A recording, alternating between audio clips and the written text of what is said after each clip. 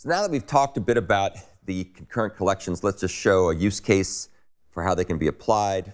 And some of this should look somewhat familiar to you because we've talked about these things before. We'll talk about a Memoizer. What's a Memoizer? A Memoizer is an implementation of a cool technique known as memoization.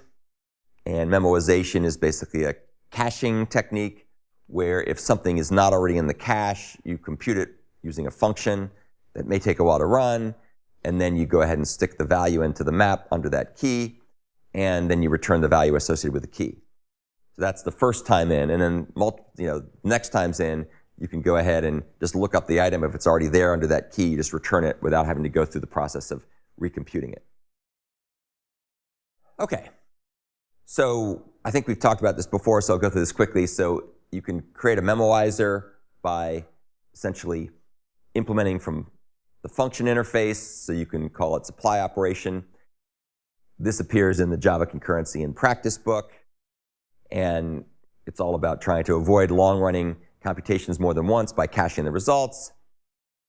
And you can use this thing wherever a function's required. So this is kind of fun. You can either, if you have the do memoization flag set, you can make a Memoizer, which will memoize this thing. Otherwise, if you don't have the memoization flag set, you just use the regular function.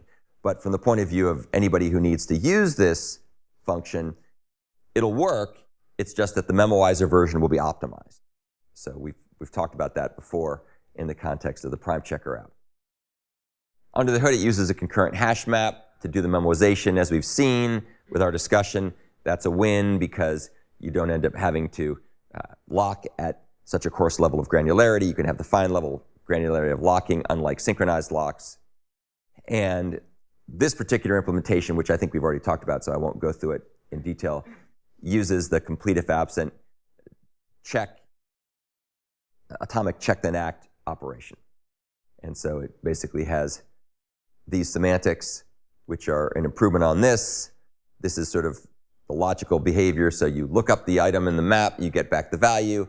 If the value is null, then you go ahead and, if the value is null, you go ahead and apply it. You get back a result. And if that value is not null, you put that value into the map. The cool part about this, and again, we've talked about this, so just to recap, the neat part about this is no matter how many threads simultaneously call compute if absent on the same key, only one of those threads will actually end up creating the value by calling the long-running function. And all the other threads will wait until that computation is finished if they all end up there at the same time.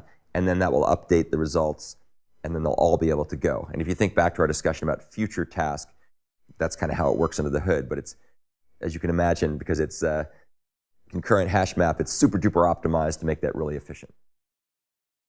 Okay, so that was basically just a recap of what we talked about before. So I won't go through the implementation in gory detail, but you've already seen that in earlier discussions.